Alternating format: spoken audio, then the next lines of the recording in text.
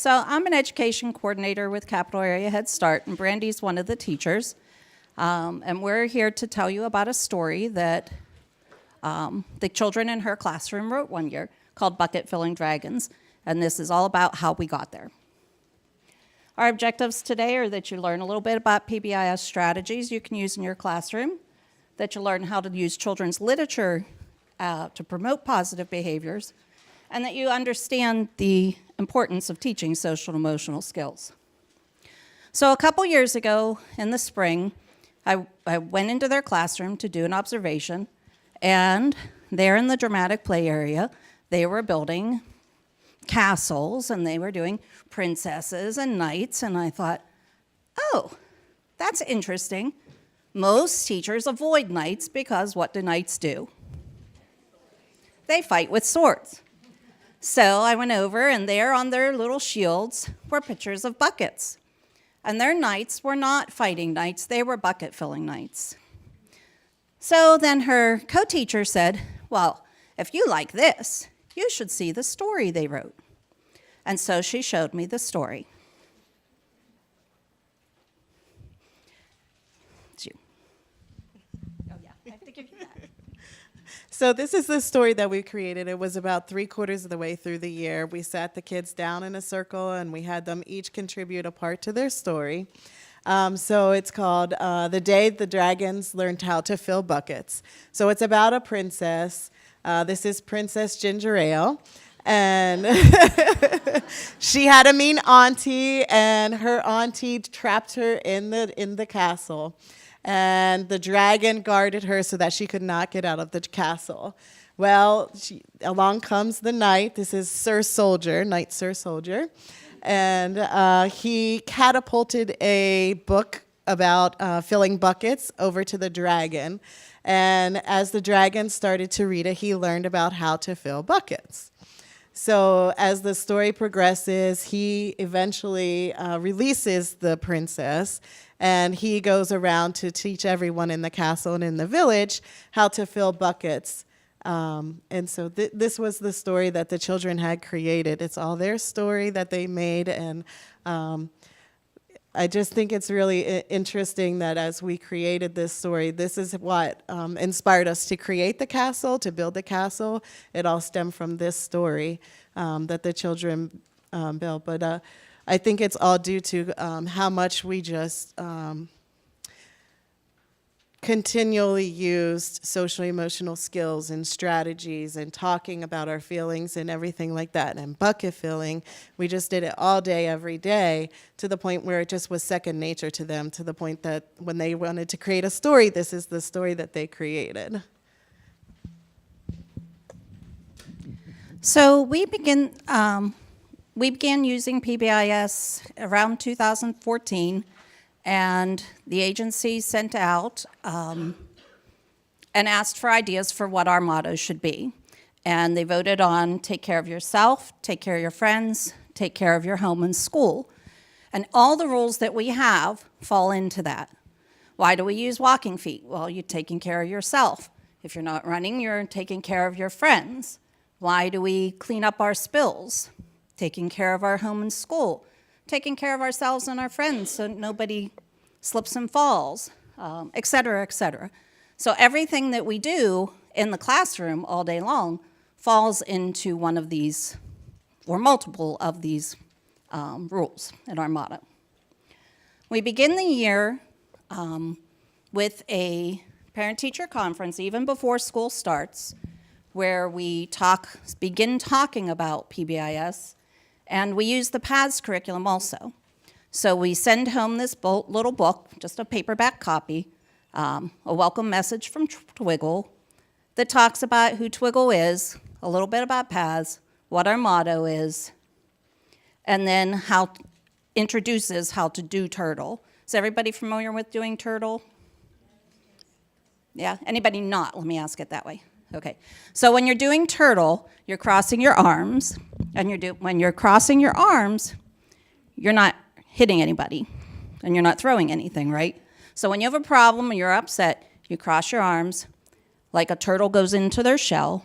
You take deep breaths to calm yourself down, and then you say what the problem is and try to come up with a solution. And that's how you do Turtle. And then we do a lot of other things with the parents also. So in our first meeting with the parents, that's when we, like Susan was saying, we introduce Twiggle and we introduce our PAS motto. We give them books to read with the children at home, so before they're even coming to school, they're a little bit familiar with the vocabulary and the terms that we're using. We also start with a staggered start. So we start with half of the class so we can get them just really into understanding the routine and the schedule and getting to know the teachers. And then the second day, the other half starts, and then the third day, that's when everybody starts. And in the beginning, as well as throughout the year, we focus on the 5-to-1 ratio, which I'm sure you guys have been hearing a lot of. We always want to stay with having more positive or neutral interactions with the children. And if you have a negative interaction, you want to try and do 5 in a positive or neutral interactions to counteract the effects of the negative interaction. And positive, it can be a physical, give me a fist bump, give me a high five, tap them on their shoulder. It can also be verbal, saying, oh, I like the way that you helped your friend when they fell down. Just being very descriptive, not just good job, but explain why they did a good job. What did they do to earn that praise?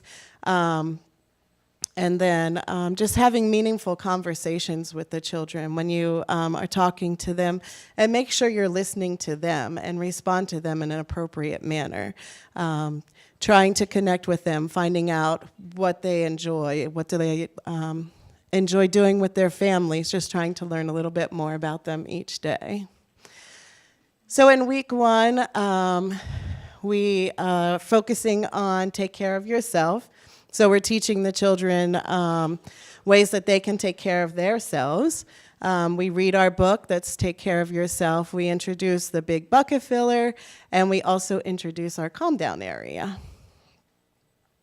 And so this is our book, Take Care of Yourself, that, again, we send home with the families. So it shows ways we use our walking feet, we wash our hands, we brush our teeth.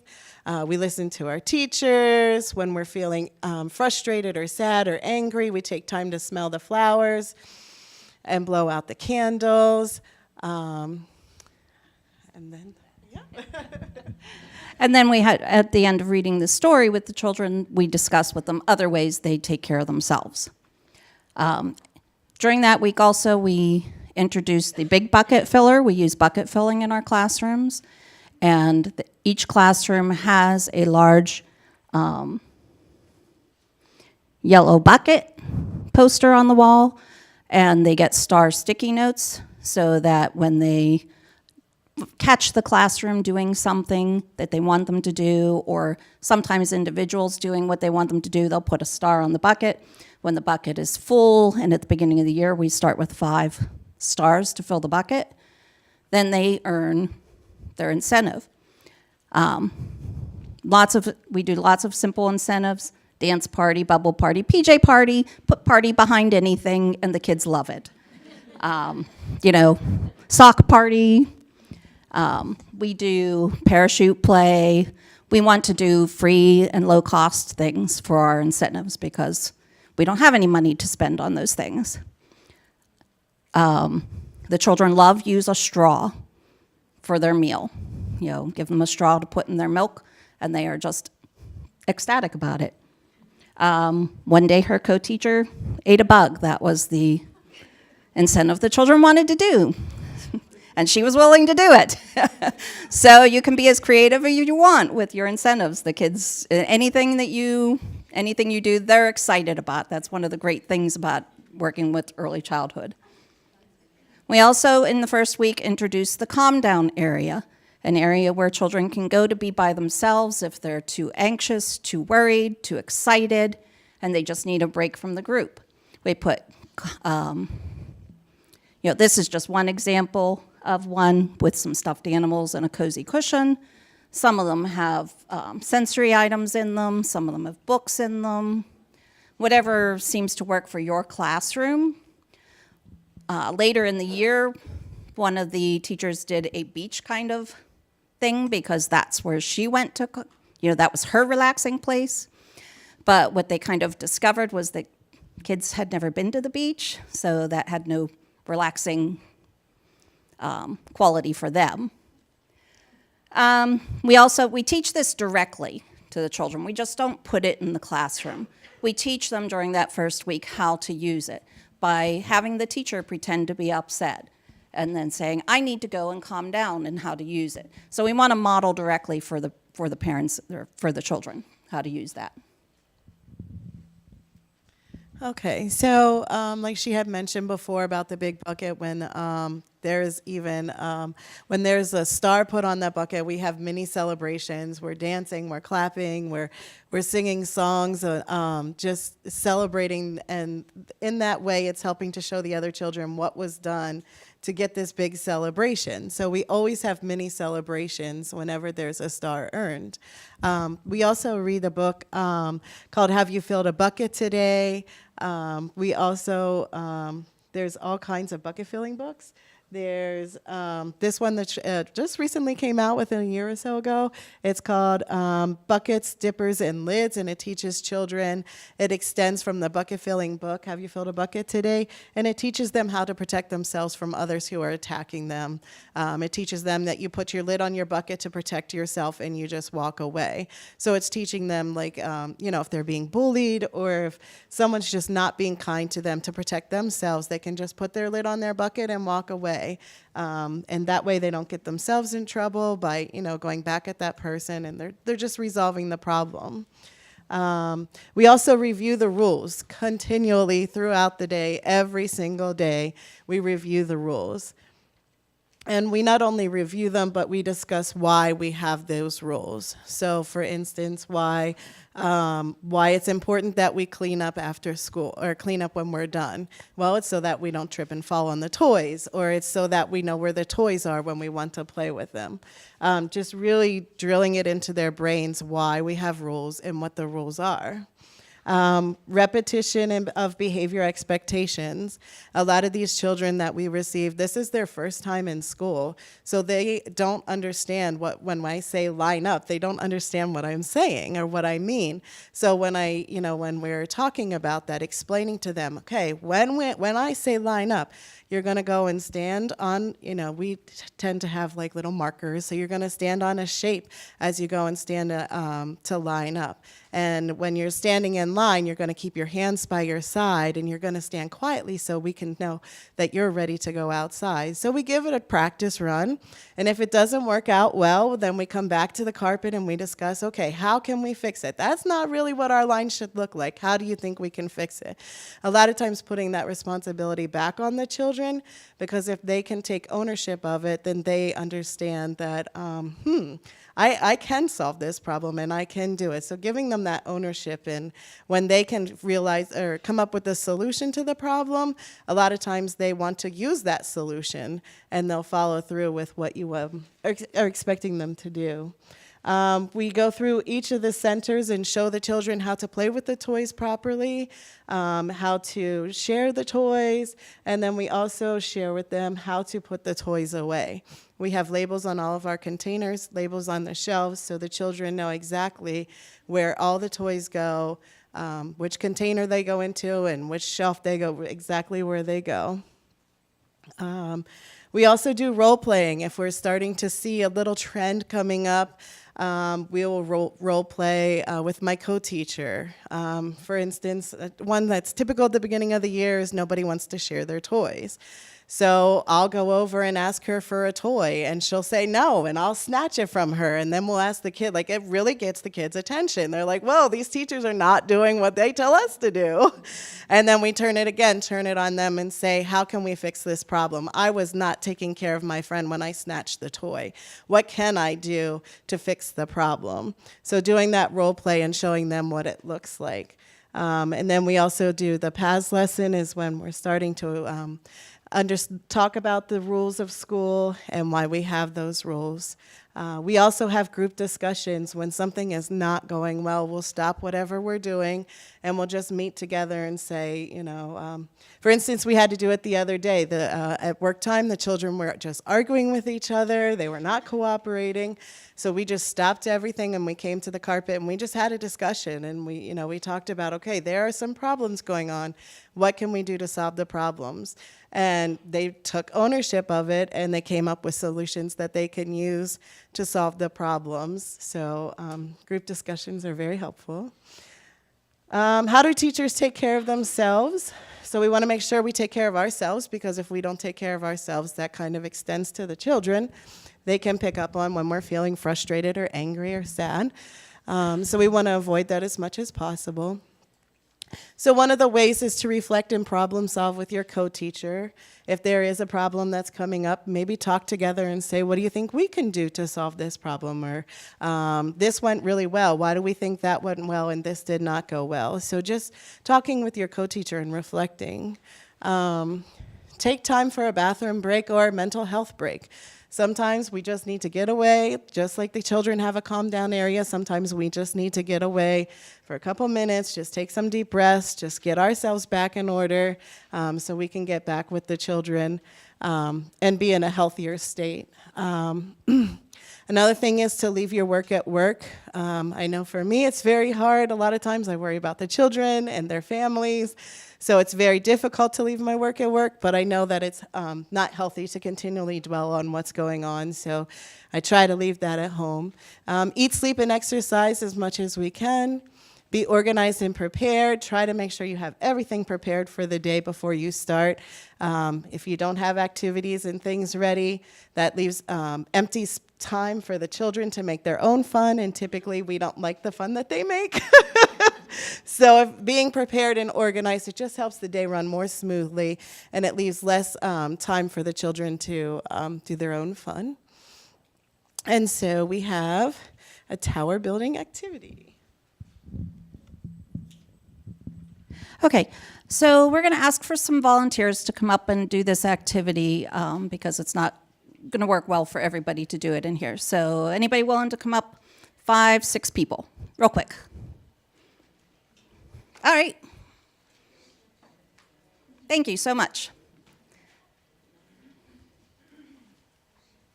A couple more. All right, thank you. So what we have here on the little table are some blocks, and what we'd like you to do is just give each other compliments. You don't know each other, so make them very, very basic and very simple.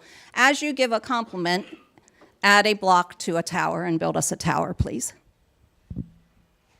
Linda, it was nice that you were the first one to volunteer. Thank you. Got a name tag. Brandy, I love the fact that you say you teach the children how to line up. You teach them what that means, not just say line up.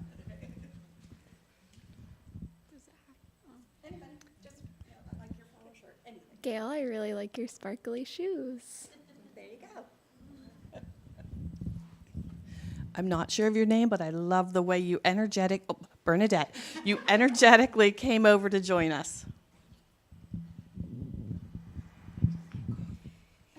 I like the way you encouraged all of us in such a positive way to come and join and participate. Anyone else? Oh. That's okay, accidents happen. We can rebuild it. All right. Kate, I like how you smiled when you came up, and you were very happy to be up here. Okay, so it'll work with this many. So this is what happens when you give children and other people positive attention. You build them up. Now, what happens when you say something negative to them? Can you please pull out the bottom brick? I'm pretty good at this. And what happened? Oh, and they all fell down. Thank you so much. So that's what happens. That's what happens when we say negative things to children and other people. It really destroys what you've worked so hard to build up. You know, people make random comments innocently. They don't necessarily mean anything, but it really undermines the work that we're doing. All right, so that was week 1. Those are the things we do in week 1. We really focus on those things. And week 2, we focus on the second part of the motto, taking care of our friends. We read our Take Care of Our Friends book. I forgot to get them out there in my bag. They're just little paper books. We read it to the class a couple of times, and then we let the kids take it home. We introduce our friendship kit. We continue to use the big bucket filler and the calm down area. So this is what our Take Care of Your Friends books look like. We use gentle touches, kind words, helping my friends pick up toys, following rules on the playground, help them feel better when they're sad, keeping my toys in my hands, very important at this age. And then at the end of the book, we have a discussion about what else can we do to help take care of our friends. We let the kids brainstorm about that. Okay. Okay, one other thing that we have in our classroom is called a friendship kit. In this kit, we have stuffed animals, we have cards, we have stickers, we have crayons, we have tissues. So we encourage the children when they see that somebody else is sad, what can we do? I see that, she's really sad over here. What's something that we can do? And we encourage them to go over to the friendship kit and look at the things that are inside and take out what they think will work to help their friends. So they might take the teddy bear over and see if that helps them feel better, or they might make a card for them or give them a sticker just to see what they can do to help them feel better. We also use it when a friend makes a mistake and hurts somebody else's feelings. We ask them, what do you think you can do to help that friend feel better?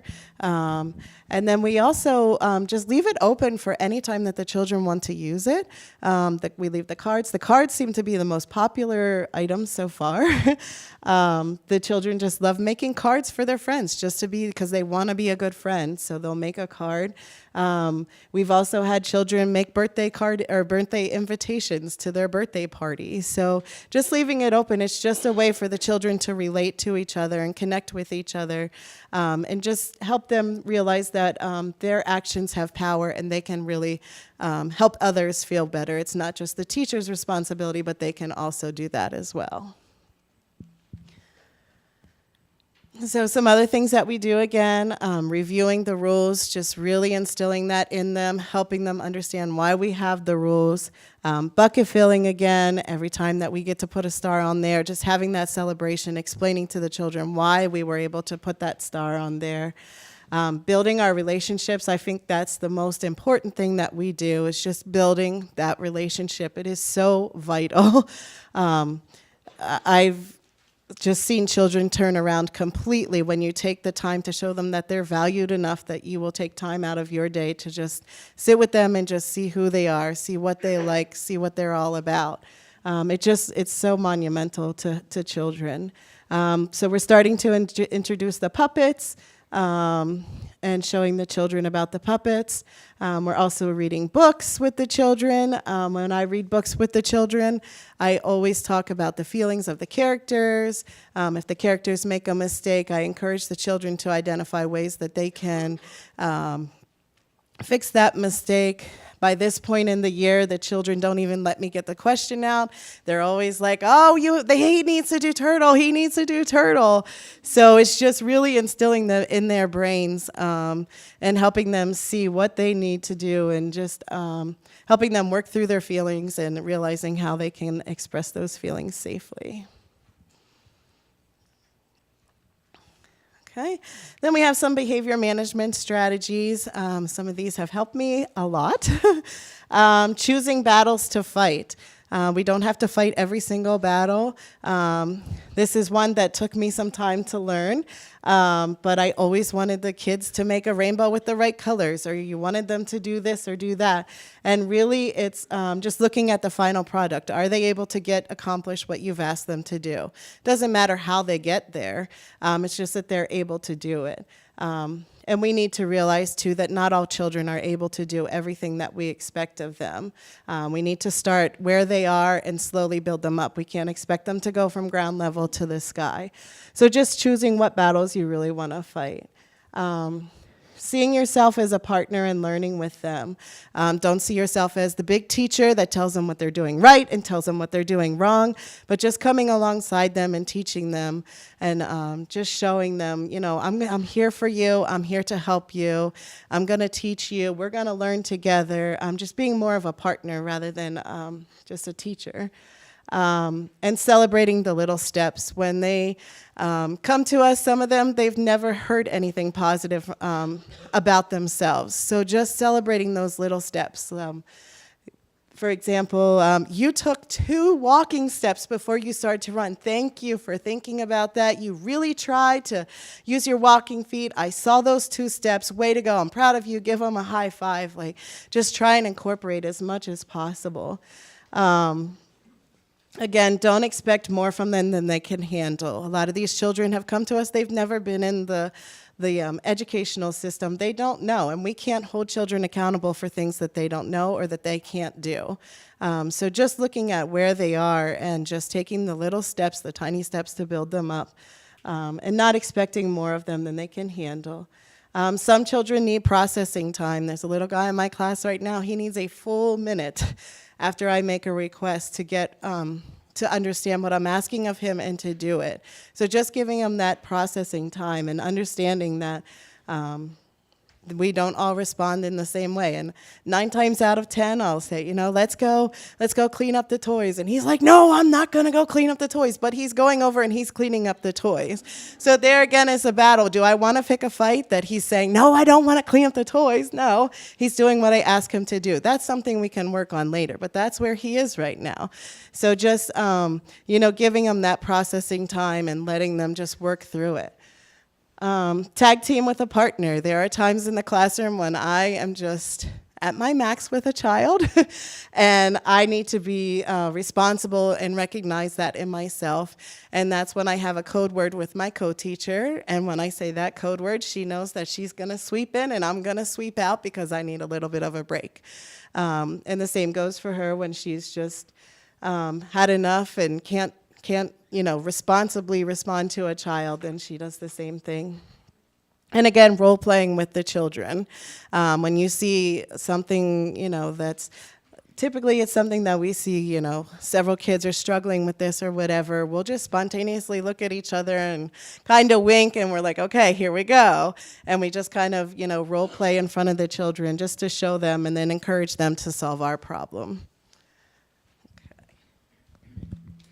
Okay, so pretend I'm giving you a piece of paper, and all that is on the paper is a green dot in the center. Please just write down 2 sentences about that as if you're writing an essay. What is it that you see? And if you don't have a paper and don't want to write it, you can just think it in your head.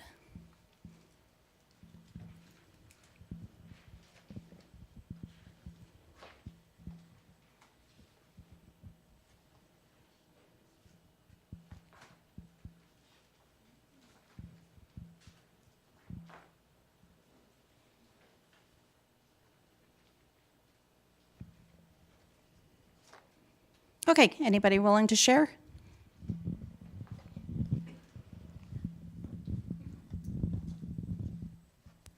The dot's lonely and it needs a friend.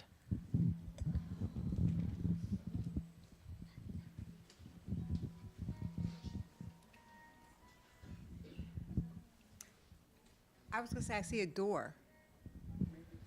Okay. Anyone else? Anyone else willing to share? Oh, sorry. I'm an art teacher, so I see a lot of negative space that could be filled. All right. Well, you guys went a little bit different with this, but that's all right. So when this activity is done, most people tend to focus on the dot. There's a little dot. It's in the center of the page.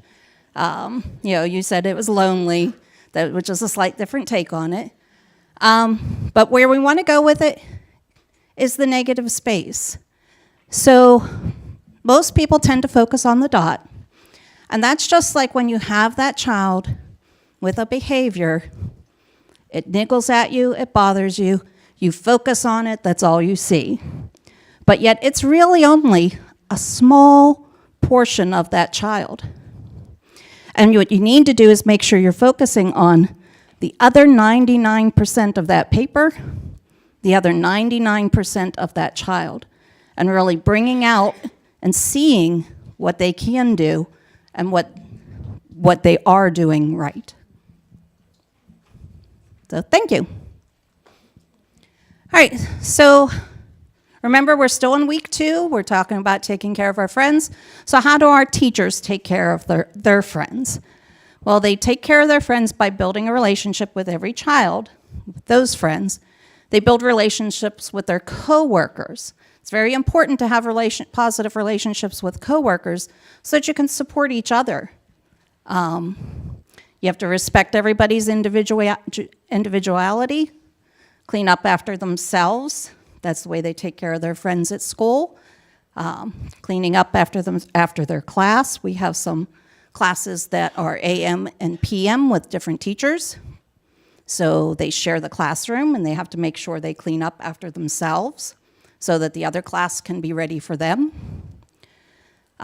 Celebrate individual children's and teachers' successes. Don't forget to celebrate your coworkers' successes. Have fun and be silly. And we at Capital Area Head Start give out buckets. Okay, we give them out to our coworkers. So when we do that, we write a little thing on the back. Hey, thanks for taking care of your friends by cleaning up your mess in the kitchen. Or thanks for taking care of your friends by helping me figure this problem out. And I always abbreviate it TC of F. Hopefully people that I give them to know what that means. All right, then what do we do with our buckets? Twice a year we have a Twiggles trading post. And our training coordinator puts different things out on there that people can spend their buckets on. There are lots of things that they actually spend money on. Some of them are for the classroom. This is a little Paz Kid vest. Lots of our teachers like that. A prize box for the classroom. Stress balls. This is one of my favorites. It's a little bag with a bucket filler on it. Very cute. So there's lots of things. And then there are also things that don't cost money that go into Twiggles Trading Post. So sometimes a center director or an education coordinator will say, I'll come give you a break during your gross motor time, and I'll do gross motor time for you so you can have a break. Or we had a PBIS specialist who also taught Zumba, and so she would come and do Zumba with your class. We have a turtle mascot. You can use your money to have the turtle mascot come to your site. So we have lots of different things that can go on there. And anything that's going to be motivating to your staff, and make them feel appreciated can go on there. So that's how we take care of our friends.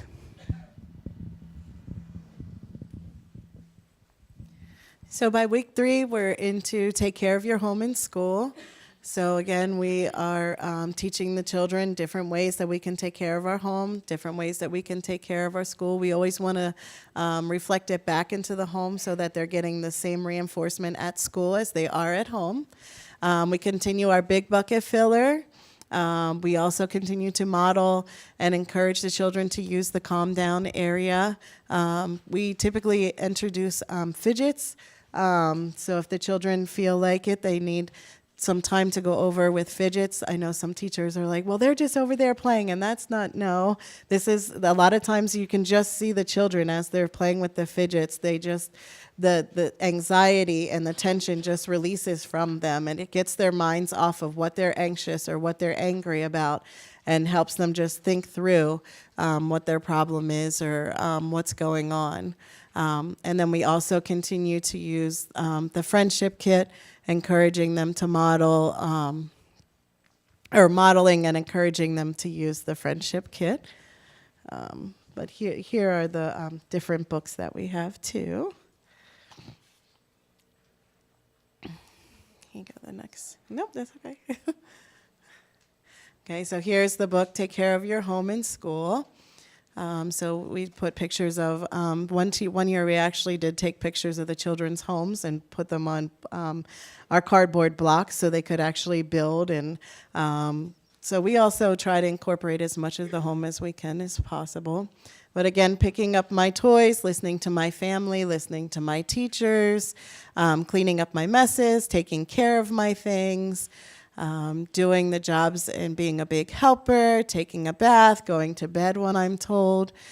So these are all things that we encourage the children to do. And again, whenever we see them doing these things at school, or even if a parent tells us, last night they helped me put away the laundry, we'll put a sticker on the bucket, put a star on the bucket, and explain, oh, so-and-so's mom told us that last night he helped her put away the laundry. That was taking care of his home.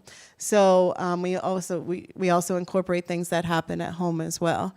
Some other things that we do is, at this point, we're starting to understand and learn more about the children, so we're trying to focus a lot of our planning and activities around the interests of the children, trying to focus on and show them that they are valued, showing them that their interests are important to us.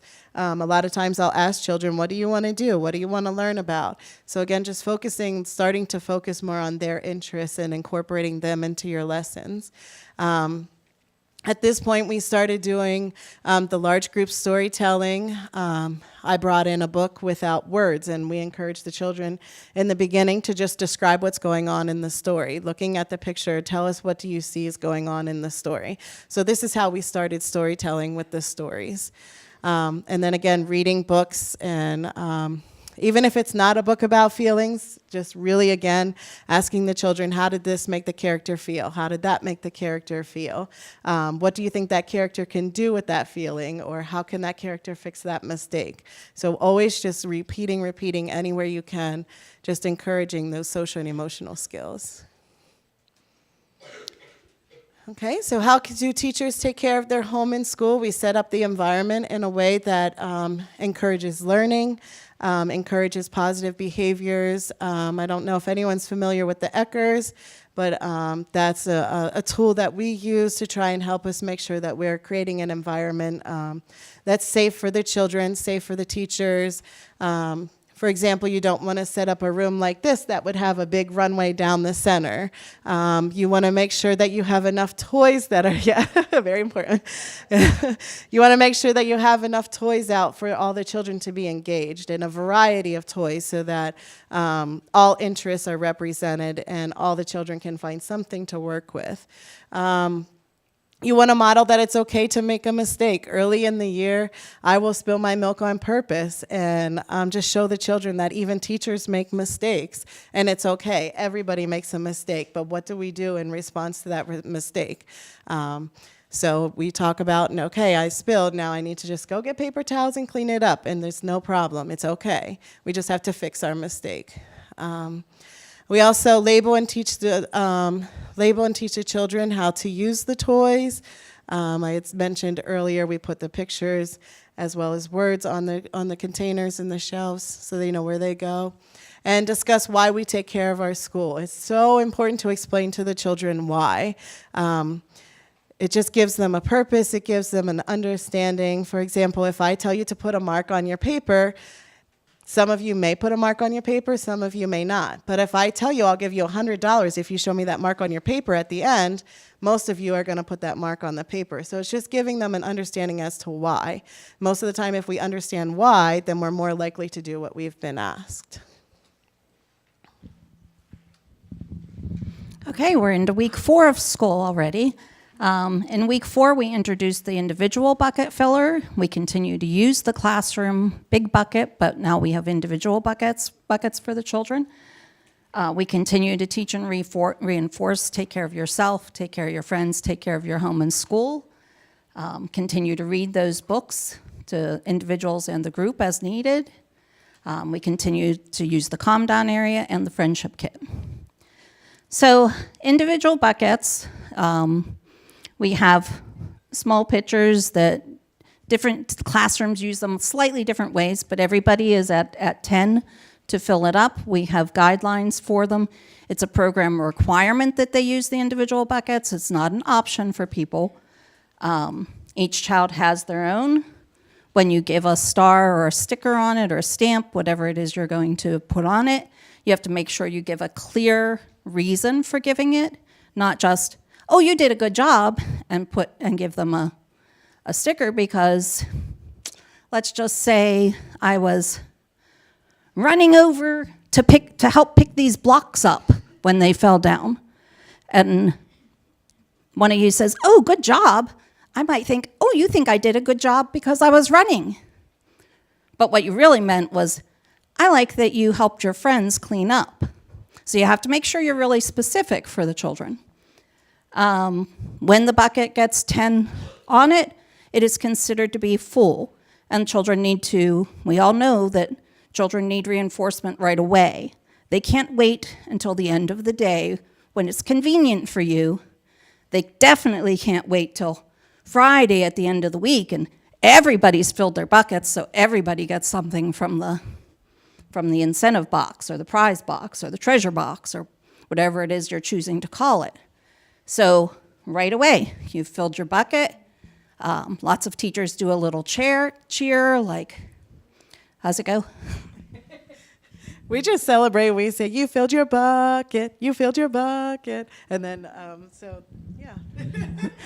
Other people, yeah, other people do, Brandy filled her bucket, bucket, bucket, Brandy filled her bucket, woo! Or, whatever it is you do, they celebrate it. They want to recognize that child and make sure everybody else in the classroom knows that child filled their bucket.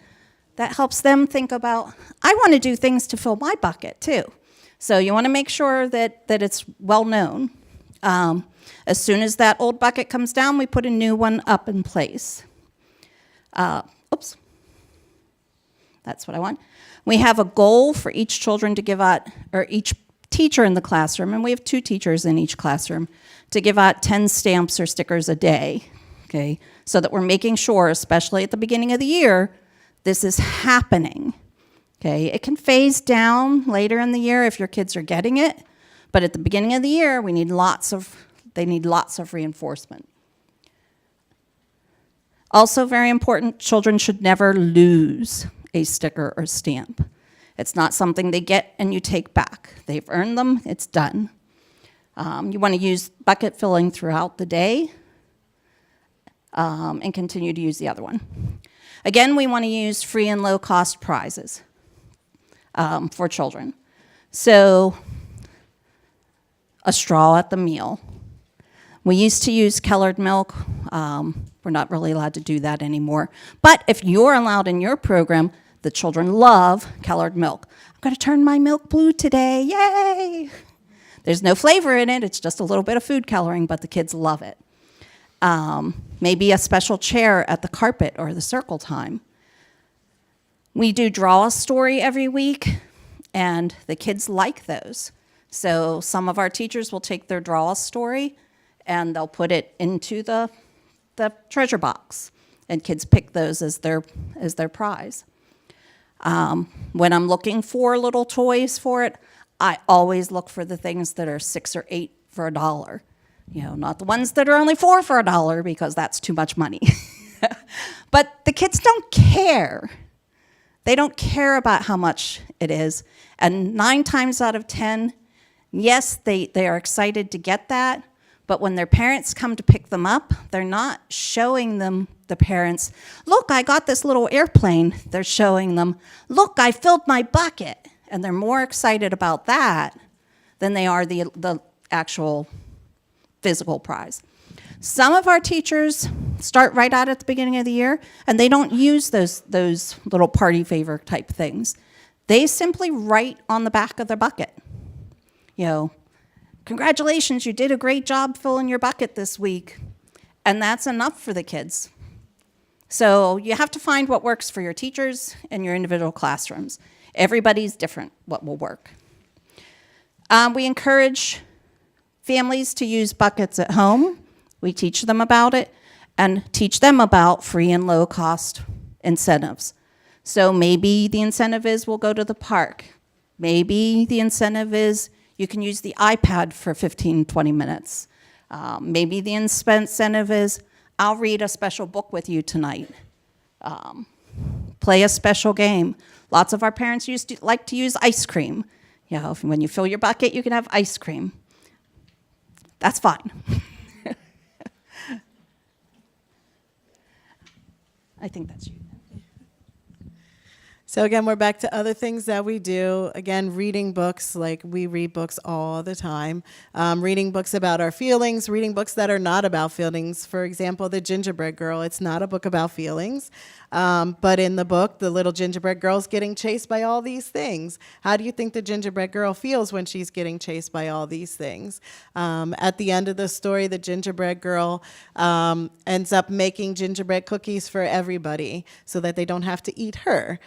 So it talks about how does she solve the problem? She solved the problem by making enough for everybody. So even in simple stories where the focus isn't on feelings or social emotional skills, we can still turn it into a lesson and talk about it.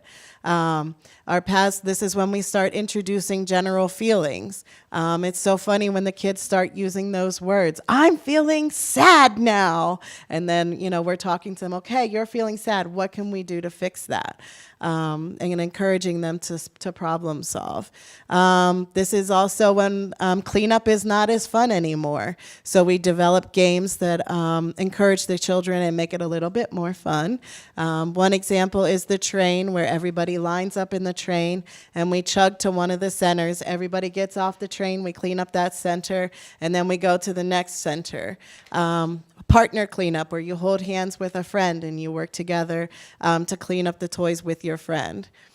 Clean up in the dark. For some reason, turning off the lights is amazing. I don't understand why, but clean up in the dark is one of their favorites. You just turn off the lights and they clean up in the dark. It's amazing. Beat the timer. You just set a timer and see if they can beat the timer. Magic cleanup. One of the teachers will close their eyes and count to a certain number. See if you can get this all cleaned up by the time I open my eyes. And how many things can you fit in your hand? It is unbelievable. If you put this challenge out there, typically children will pick up one block, walk it over to the container, walk back, pick up one block, and it's a hard process. It's a very time-consuming process. But when you put that challenge out there, look how many blocks he got in his hand. Everybody's trying to pick up, and they just have armloads of blocks. So it's just, finding ways of making it fun for the children. They're still accomplishing the task that you've asked them to do, but they're doing it in a fun way, and you're showing them that they can be successful. So rather than harping on them, clean up the toys, make it fun for them so that they can enjoy it too. Okay, so here's our turn it around activity. When we talk to the children and when we want to correct one of their behaviors or anything, we always want to do it in a positive manner. So for instance, if a child is running, we don't say stop running, because the word that the child is hearing is running.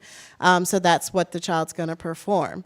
So what we try to do is encourage teachers to say what we want the children to do. So rather than saying stop running, we'll say use your walking feet. Okay, so we're going to give you, if you can kind of get in a little group maybe, we're going to give you different scenarios. Remember, we had to adjust this for group size, sorry. So what we talked about is just turn to your neighbor and talk, and we're going to say the negative thing the child is doing, and with your partner, you're going to turn it around and put the positive spin on it. Okay? All right. Okay, so for the first one, it's pretend the child is throwing toys. So rather than saying no throwing toys, what is something that you would say to the child?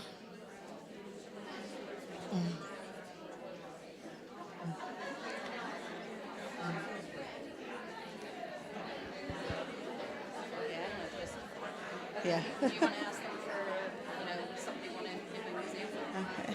All right. Does anybody have an example of something that you might say rather than don't throw the toys in the classroom?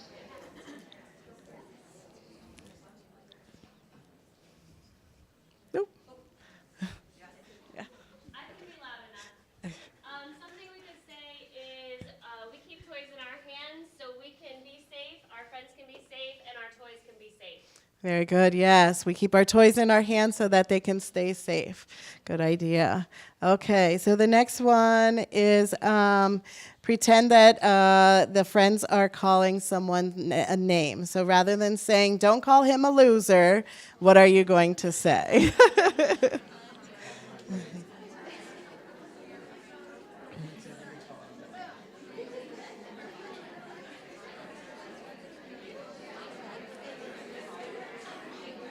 Can we do maybe one more after this one? Do you know where we are? in time? We have 10 minutes left. Oh, okay.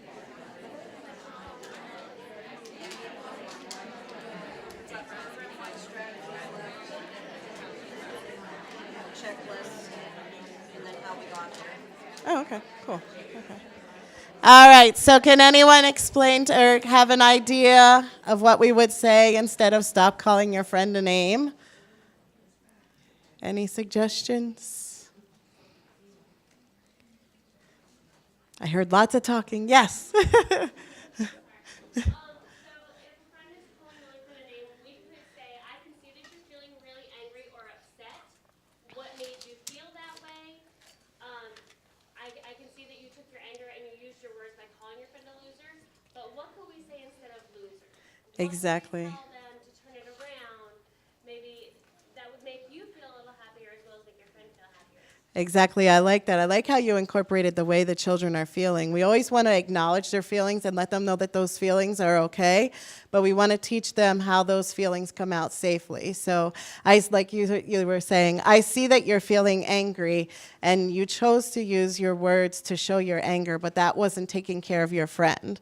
So what do we think we can do? You know, turn it around and help them become more responsible.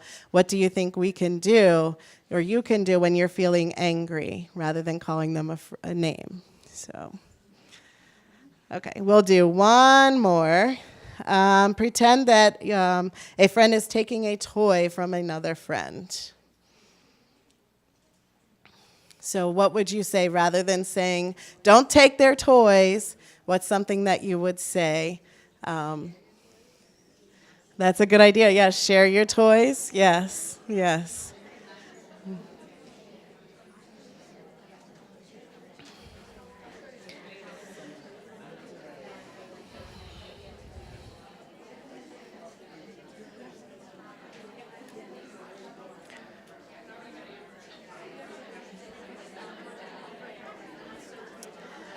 All right, does anybody else have any ideas?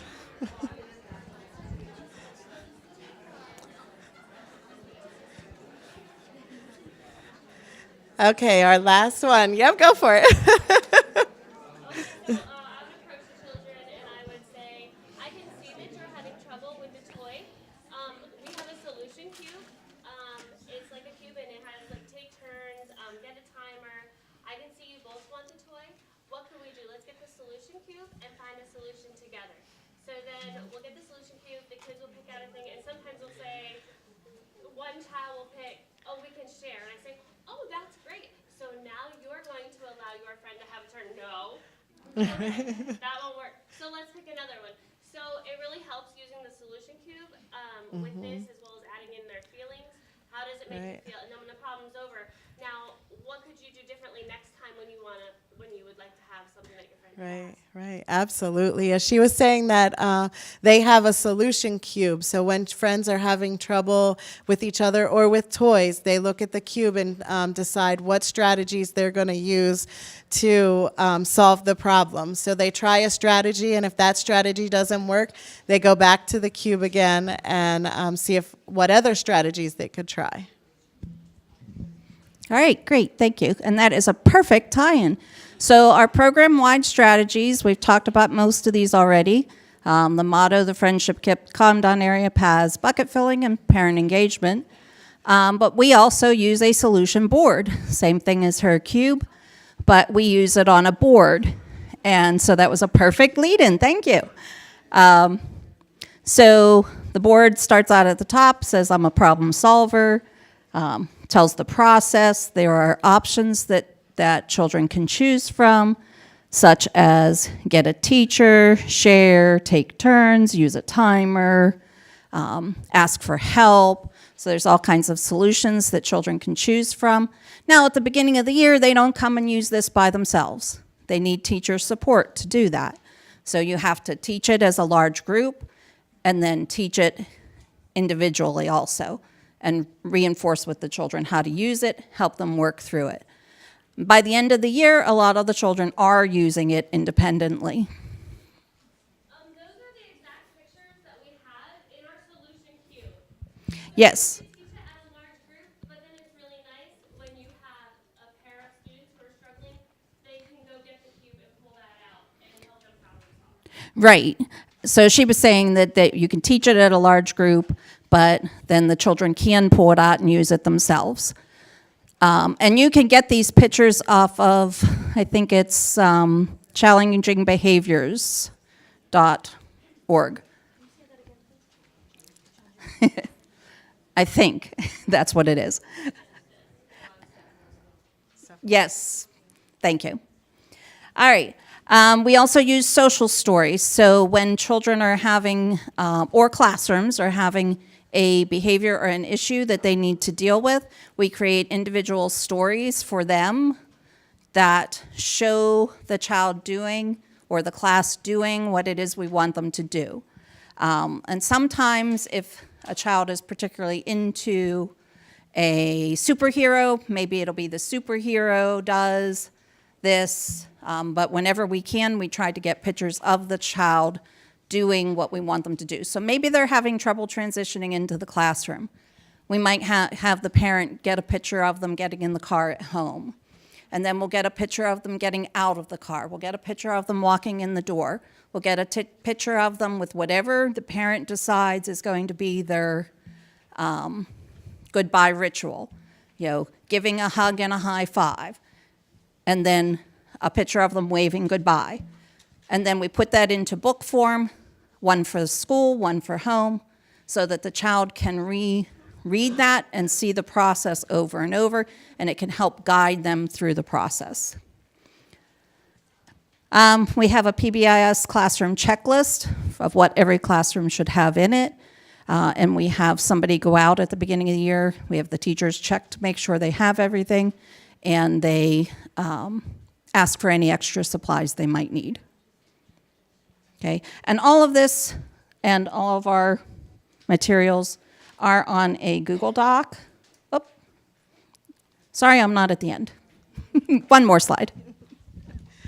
So this kind of recaps everything that we were talking about. How did we get to the book of Bucket Filling Dragons? How did we get the children to go from very little to limited social-emotional skills to writing a book that they created on their own about social-emotional skills?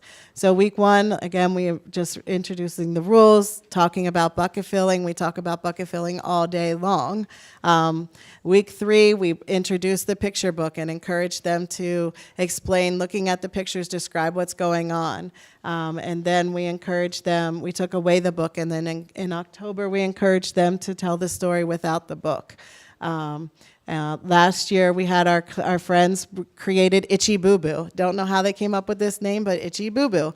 And it was a story about an Itchy Boo Boo was this character that was not cleaning up at home, and he did not fill his mom's bucket. So Itchy Boo Boo, mom told him that she was feeling sad because he didn't fill her bucket. So then Itchy Boo Boo went and he cleaned up his room, and then mom was happy because he cleaned his bucket. So just really just talking about it all the time, building those relationships. So here are our email addresses in the Google Doc with all the forms and everything that we had. So thank you very much. Let's give Susan and Brandy a round of applause. Some great ideas. I really love how you showed how social emotional instruction goes along with things like literacy and writing. And I mean, science is problem solving. So the cool thing about social emotional is you don't have to choose. It's both and. All right.